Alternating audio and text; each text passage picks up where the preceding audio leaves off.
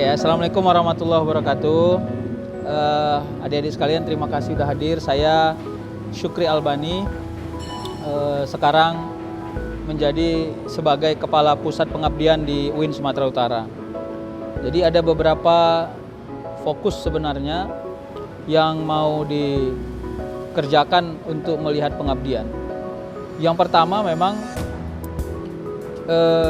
kita tidak lagi melihat pengabdian masyarakat itu sebagai kegiatan yang seremonialistik.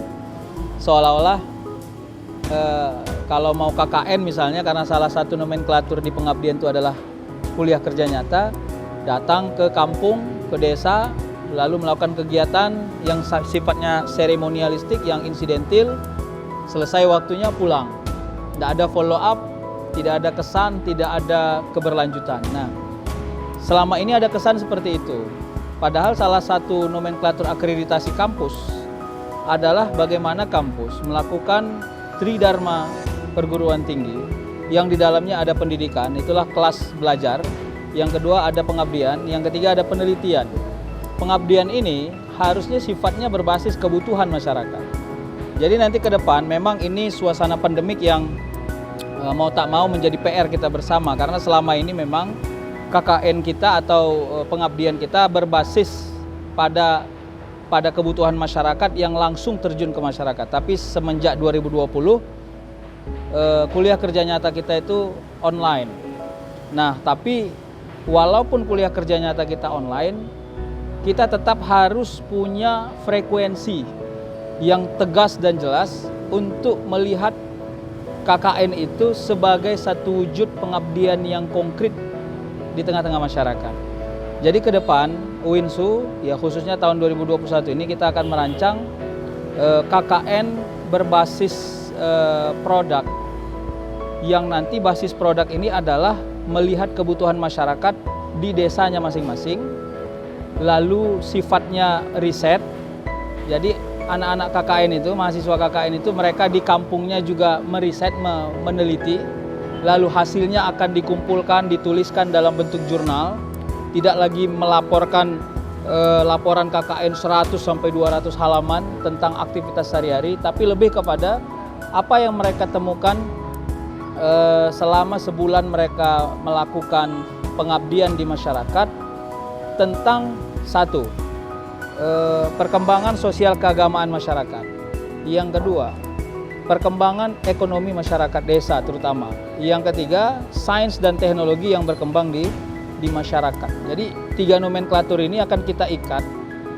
Jadi mahasiswa itu mengabdi, mahasiswa itu juga meneliti. Hasil dari pengabdian mereka selama ini akan mereka tuliskan dalam bentuk artikel ilmiah. Lalu artikel ilmiah ini atas bimbingan dosen pembimbing lapangan yang ditunjuk nanti, ditelaah, dibaguskan, disempurnakan, akan kita publish ke jurnal-jurnal yang ada di dunia ini. Tidak lagi sifatnya lokal, tapi sudah internasional. Itu yang pertama. Jadi nanti fokus mahasiswa adalah berbasis kepada riset. Jadi kalau saya banding misalnya begini ya, kalau ada mahasiswa yang kampungnya di daerah pertanian misalnya, maka dia nanti akan meneliti di sana, melihat apa kebutuhan masyarakat petani di bidang sosial keagamaan. Itu yang pertama. Yang kedua, di bidang ekonomi. Yang ketiga, sains dan teknologi. Sampai kepada nanti misalnya bisa saja kita membuat satu aplikasi, yang aplikasi itu adalah dibutuhkan oleh camat atau kepala desa untuk mengukur tingkat pemasukan atau pengeluaran masyarakatnya. Misalnya hari ini panen di desa A, jumlah panennya sekian, yang rugi sekian, nama-nama yang panen sekian. Jadi aplikasi ini dirancang oleh masyarakat atau oleh mahasiswa UIN dan bisa dipakai terus-menerus. Jadi kalaupun mahasiswa sudah selesai pengabdian, mereka akan tetap memakai produknya UIN itu. Nah, inilah yang kita sebut dengan pengabdian berbasis produk. Nah, yang kedua, nanti semua hasil temuan ini akan dipublish. Nah, jadi dosen pembimbing lapangan tidak hanya kerjanya mengunjungi mahasiswa di lapangan lalu pulang, tapi mereka sebagai pembimbing penulisan artikel ilmiah juga, termasuk tempat bertanya oleh mahasiswa KKN, mahasiswa pengabdian, apa yang perlu dijadikan masukan, apa yang perlu dijadikan terapan, sehingga akhirnya semua kegiatan itu sempurna.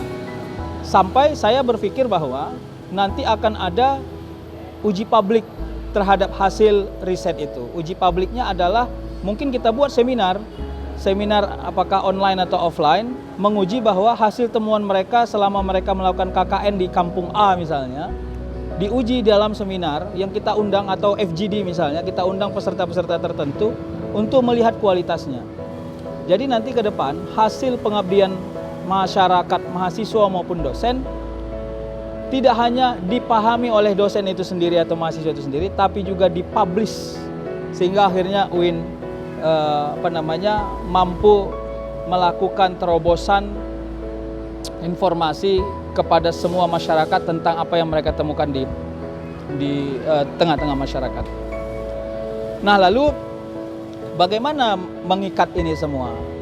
Maka salah satu implementasinya adalah menggunakan media online yang hari ini mau tidak mau sebagai salah satu basic yang kuat menyalurkan informasi. Malah kalau analisis saya, sebentar lagi media cetak atau media televisi akan habis pamornya, karena memang media online sekarang sudah mengambil pasar itu. Jadi percepatan informasi salah satunya adalah media online.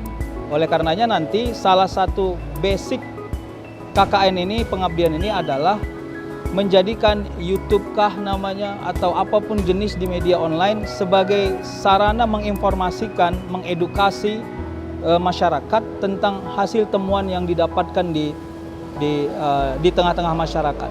Jadi kalau nanti KKN online ini adalah KKN tahun ini adalah KKN online, maka nanti saya akan membayangkan hampir 200 atau 300 desa kita sentuh, karena KKN online ini berbasis kepada desa masing-masing mahasiswa.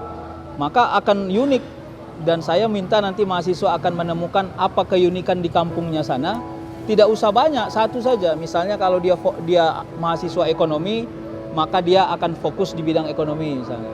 Kalau dia mahasiswa saintek, maka dia akan fokus di bidang sains dan teknologi ya. Tadi misalnya menemukan software kah, atau menemukan satu alat deteksi kah misalnya. Yang saya kira ini harus dijadikan percepatan. Nah, kawan-kawan sekalian, maka Tridharma perguruan tinggi yang kita cita-citakan itu akan muncul di sini. Jadi ke depan pengabdian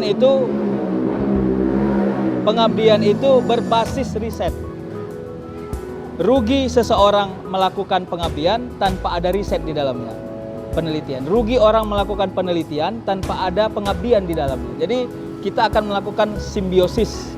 Jadi tidak ada lagi disebut penelitian ansih, pengabdian ansih, tapi dua-duanya harus kolaboratif. Maka semua mahasiswa yang pengabdian harus melahirkan produk namanya jurnal atau artikel ilmiah.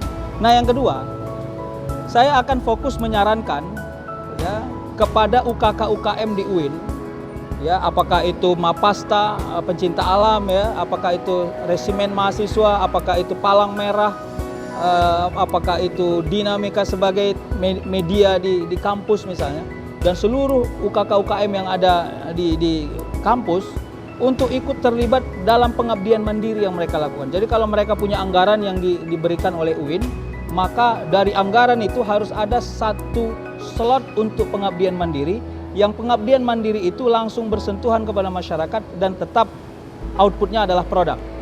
Nah, outputnya adalah produk. Ini yang mau kita sarankan, termasuk HMJ. Jadi saya akan membayangkan secara koordinatif, saya nanti akan berkomunikasi melalui Wakil Dekan 3, diteruskan kepada Demaf dan Semaf, agar semua kegiatan pengabdian mahasiswa berbasis produk. Tentunya karena UIN Sumatera Utara memakai paradigma Wahdatul Ulum. Wahdatul Ulum ini adalah satu paradigma yang dirancang oleh rektor kita kali ini, Profesor Sahrin, untuk tidak memisah-misah mana ilmu A, ilmu B, ilmu C. Dia mencoba mempola integrasi. Jadi kalau mahasiswa saintek misalnya mampu membuat software, ya, maka software yang dia buat itu harus punya paradigma ketauhidan atau keislaman. Saya pernah membayangkan misalnya begini, selama ini ada software tentang menemukan hadis. Sekarang kolaborasi antara mahasiswa Usuluddin dengan mahasiswa sains dan teknologi membuat satu software misalnya menemukan atau mencari hadis-hadis dhaif yang software itu tidak hanya mampu digunakan oleh orang yang paham bahasa Arab, tapi software itu bahkan orang yang non-muslim pun pandai menggunakannya. Nah, rancangan itu. Jadi yang selama ini yang saya paham software menemukan hadis itu kan hanya orang yang pandai menulis Arab yang mungkin mahir menggunakannya. Sementara orang yang awam terhadap Arab tidak bisa. Nah, sekarang inilah rancangannya misalnya. Atau yang kedua, sistem tanya jawab online misalnya, membuat software sistem tanya jawab online tentang hukum waris atau hukum keluarga. Ini hubungan antara saintek misalnya dengan mahasiswa syariah dan hukum. Jadi kalau ada orang mau bertanya, mereka cukup membuat pertanyaannya di program itu, begitu di enter langsung keluar dia punya jawaban. Nah, saya kira yang begini-gini ini penting, inilah namanya yang berbasis produk dan wahdatul ulum.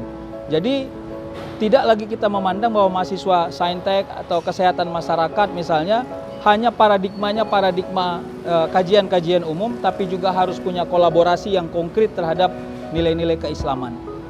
Kawan-kawan sekalian, maka oleh karena itu seperti kesehatan masyarakat, saya cukup menarik ketika misalnya pada promosi kesehatan, Promkes membuat ular tangga kesehatan misalnya. Jadi kalau 3 langkah dia pakai kocokan itu, dapat 3 dia langkah 3. Kalau terlambat makan lalu turun ada ularnya, sakit lambung misalnya. Saya kira ini cukup menarik. Jadi ini bisa menjadi promosi kesehatan kepada mahasiswa, sekolah-sekolah, sehingga edukasi ini tidak lagi dianggap menyajikan kesehatan seolah-olah itu sesuatu yang serius. Bisa disajikan dalam bentuk yang sangat sederhana dan elastis. Nah, inilah ke depan yang mau kita rancang. Jadi oleh karenanya saya berharap kerjasama semua mahasiswa terutama UIN Sumatera Utara untuk ikut aktif. UINSU sudah saatnya turun di tengah-tengah masyarakat, berkontribusi secara langsung kepada masyarakat. Saya justru memahami, ya, mahasiswa UINSU sebenarnya sudah melakukan pengabdian secara mandiri, ya, mulai dari menjadi marbot di masjid atau di musola, mulai dari penjaga masjid, pengajar maghrib mengaji, mengajar les tambahan. Sebenarnya mahasiswa UINSU sudah melakukan pengabdian secara mandiri di tengah-tengah masyarakat. Hanya selama ini kita belum mengemas pengabdian ini jauh lebih eksklusif, jauh lebih terukur dan terencana. Jadi oleh karenanya ke depan ini akan kita salurkan. Saya kira itulah ya yang menjadi muatan-muatan konkret atau generik dari pengabdian masyarakat. Ya, mungkin 4 tahun ke depan, mudah-mudahan ini bukan hanya menjadi sarana untuk kepentingan UIN menuju akreditasi unggul dan menerjemahkan paradigma wahdatul ulum di tengah-tengah masyarakat, tapi juga ini menjadi bukti nyata bahwa mahasiswa dan dosen UIN Sumatera Utara berkontribusi kepada masyarakat. Saya kira itu, terima kasih. Mudah-mudahan manfaat. Billahi taufiq wal hidayah. Wassalamualaikum warahmatullahi wabarakatuh.